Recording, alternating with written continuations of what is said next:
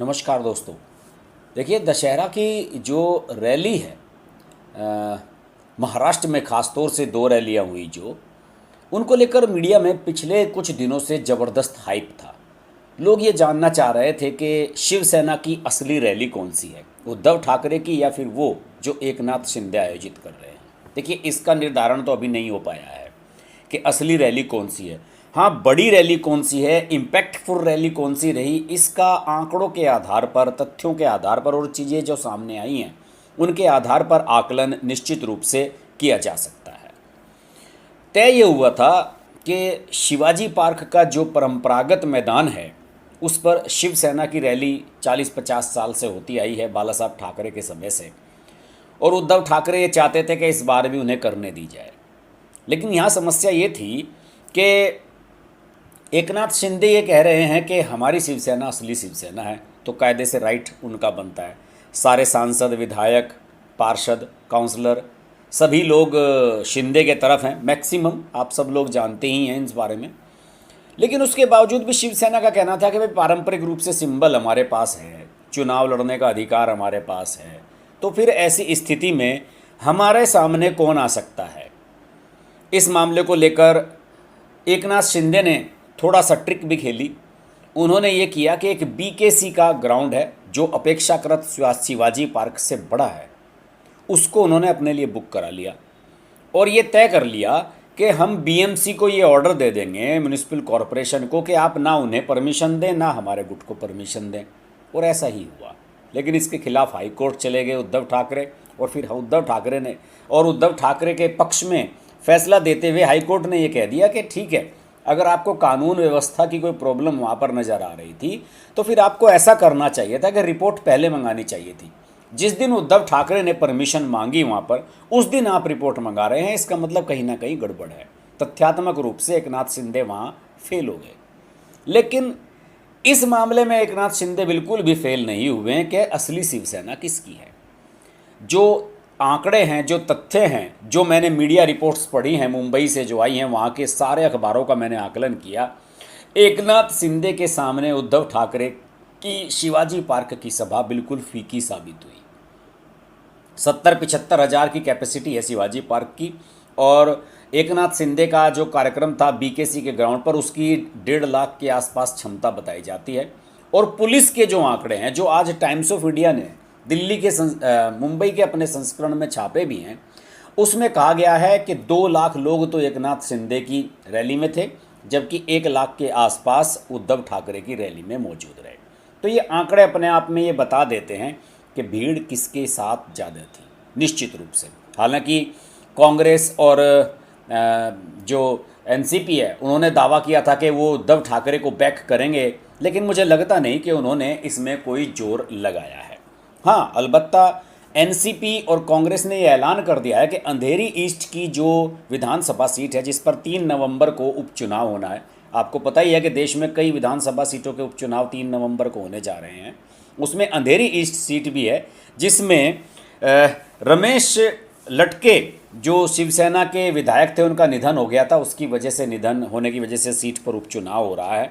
और उद्धव ठाकरे ने कहा है कि हम उनकी जो पत्नी है रुजुता लटके, उनको हम अपना प्रत्याशी बना रहे हैं। तो एनसीपी ने और कांग्रेस ने कह दिया है कि हम आपको सपोर्ट करेंगे और आपके साथ हमारा समर्थन रहेगा। हम एमवीए की जो हमारी पुरानी दोस्ती है उसको हम बरकरार रखेंगे।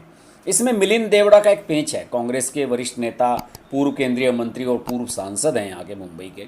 उन्होंने ये कहा था कि देखिए, इस बार हमने शिवसेना की मान ली है कि हम उन्हें सपोर्ट करेंगे, लेकिन आगे अगर, अभी चूँकि 2-3 साल हैं अभी अगला चुनाव होने में, उससे पहले अगर आगे कोई भी उपचुनाव आता है इस तरह का, तो फिर शिवसेना को हमें भी सपोर्ट करना होगा। या कि मिलिंद ने स्पष्ट कर दिया है कि उद्धव ठाकरे साहब, आपके लिए इतना आसान नहीं होगा।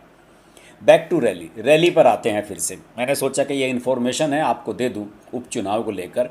रैली में दोनों ने आरोप प्रत्यारोप किए और उन्होंने गद्दार करार दिया एकनाथ शिंदे को, उन्होंने, उद्धव ठाकरे ने। लेकिन उन्होंने ये कहा एकनाथ शिंदे ने कि हाँ, ये गद्दारी नहीं, गदर है, बगावत है, और असली शिवसेना आपकी प्राइवेट लिमिटेड शिवसेना नहीं है। असली शिवसेना वो है जो शिवसेना ठाकरे साहब ने बनाई थी। और मैं आपको कुछ झलकियाँ भी दिखाता हूँ जिसमें एकनाथ शिंदे एक बड़ी सभा को संबोधित करते हुए नजर आ रहे हैं। एकनाथ शिंदे के ट्विटर हैंडल पर ये तस्वीरें हैं और उन्होंने कई बातें कही। उद्धव ठाकरे से ये भी कहा कि ये आपकी कोई प्राइवेट लिमिटेड पार्टी नहीं है, शिव सैनिकों ने बनाई है, बाला साहब ठाकरे के सिद्धांत पर हम चल रहे हैं। और बाला साहब ठाकरे के सिद्धांत ये थे कि हम हिंदूवादी सोच के साथ आगे चलें और हिंदूवादी सोच बीजेपी की थी। दूसरी ओर उद्धव ठाकरे की जो जनसभा थी उसमें उद्धव ठाकरे ने कई और बातें कही। उद्धव ठाकरे ने कहा कि ये इन्होंने हमारे साथ धोखा किया है, ये हम तो केवल बीजेपी को सबक सिखाना चाहते थे कि देखिए हमारा जो दल है वो भी कितना बड़ा दल है और आप हमें अगर बराबर का दर्जा नहीं देंगे तो फिर हम आपका साथ कैसे दे सकते हैं। चलिए साहब, ये तो हो गई इनकी भाषणबाजी की बात, लेकिन कुछ चीज़ें मैं आपको बहुत अलग बताने वाला हूँ जो शायद किसी ने आपको अब तक ना बताई हों। देखिए, कुछ तस्वीरें दिखाता हूँ, ये ज़रा तस्वीर देखिए। ये एकनाथ शिंदे के मंच पर नज़र आ रही हैं स्मिता ठाकरे। स्मिता ठाकरे, जो लोग उद्धव ठाकरे के पार्टी के अध्यक्ष बनने से पहले का दौर जानते हैं उन्हें पता होगा कि स्मिता ठाकरे कितना बड़ा नाम थी। स्मिता ठाकरे सही मायनों में पार्टी की सबसे बड़ी नेता उस समय मानी जाती थी जिस समय के बाला साहब ठाकरे जिंदा थे। या तो राज ठाकरे का नाम चलता था या फिर स्मिता ठाकरे का नाम चलता था। स्मिता ठाकरे, यहाँ पर जो ये नीली शर्ट में आप देख रहे हैं युवक, ये इनका बेटा है निहार, और ये अपने बेटे के साथ एकनाथ शिंदे के कार्यक्रम में भाग लेने के लिए आई थी। और स्मिता ठाकरे के जो पति हैं जयदेव ठाकरे, वो भी मंच पर मौजूद नजर आए। जयदेव ठाकरे उद्धव ठाकरे के बड़े भाई हैं और स्मिता और जयदेव के बीच में अलगाव हो चुका है, दोनों अब साथ नहीं रहते और स्मिता अपने बेटे के साथ रहती हैं और जयदेव अलग रहते हैं। तो इस तरीके से जब उद्धव ठाकरे के बड़े भाई, उनकी भाभी, उनका भतीजा, इसके अलावा राज ठाकरे पहले से ही शिंदे कैंप के साथ हैं, जब ये सब लोग एकनाथ शिंदे के साथ हो गए हैं तो फिर अब आप बताइए कि उद्धव ठाकरे के पास बचता क्या है। हकीकत बात तो यही है। जब शिवसेना का जो ठाकरे परिवार है, जो हार्डकोर परिवार है, जो शिवसेना को क्या कहना चाहिए कि जिसकी जो प्रॉपर्टी शिवसेना जिसकी अब तक रही है, जब उसी ने एकनाथ शिंदे का साथ ले लिया तो उद्धव ठाकरे के पास बच क्या जाता है। बहरहाल, कल की रैली में आरोप प्रत्यारोप कुछ भी हुए हों, लेकिन दशहरे की रैली ने यह साबित कर दिया कि एकनाथ शिंदे ही अब शिवसेना को, असली शिवसेना को चलाने जा रहे हैं। सिंबल की लड़ाई क्या है, हो सकता है चुनाव आयोग तय करे। हालांकि चुनाव आयोग को तय करने का अधिकार सुप्रीम कोर्ट ने दे दिया है, संविधान पीठ ने, तो ये भी तय माना जा रहा है कि ये अधिकार भी निश्चित रूप से एकनाथ शिंदे के पास आने वाला है, क्योंकि इसके समर्थन में चुनाव आयोग विधायकों, सांसदों के, इन सब के लेटर्स मांगेगा और वो सारे लेटर्स तो निश्चित रूप से एकनाथ शिंदे के समर्थन में जाएंगे। 40 के करीब विधायक आपके उस तरफ जा चुके हैं, 15-20 आपके जो सांसद हैं वो भी जा चुके हैं, जो बचे हुए हैं 1-2 सांसद इनकी तरफ उद्धव ठाकरे की, वो भी जाने वाले हैं। तो अब ये साबित हो चुका है कि असली शिवसेना एकनाथ शिंदे की शिवसेना ही है और उद्धव ठाकरे के हाथ से सब कुछ निकल चुका है।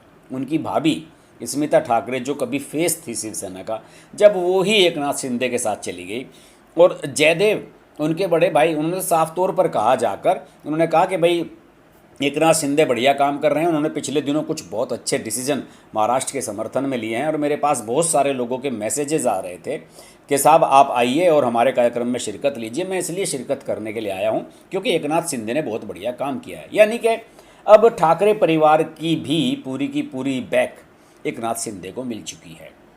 महाराष्ट्र के बारे में हम लगातार चर्चा करते रहे हैं। इस तरह की एक्सक्लूसिव इन्फॉर्मेशन आपको मेरे वीडियो में ही मिलेगी, बाकी कोई इस तरह का एनालिसिस नहीं कर पाएगा, मैं ये दावा करता हूँ। और आगे भी इस पर वीडियो लाता रहूँगा महाराष्ट्र से संबंधित। अगर आप महाराष्ट्र से हैं, मुंबई से हैं, तो प्लीज़ कमेंट बॉक्स के माध्यम से मुझसे संपर्क करें और हमें अपना फीडबैक ज़रूर दें। और कुछ भी और किसी भी विषय पर आप वीडियो चाहते हैं तो हम मुंबई में जो अंधेरी ईस्ट का जो उपचुनाव होने जा रहा है, इस पर भी हम वीडियो लाने वाले हैं। आगे भी वीडियो लाऊंगा जब सब प्रत्याशी वगैरह डिक्लेयर हो जाएंगे। आपसे चर्चा होती रहेगी, बात होती रहेगी। आप देखते रहिए हर्ष की बात लाइव। नमस्कार।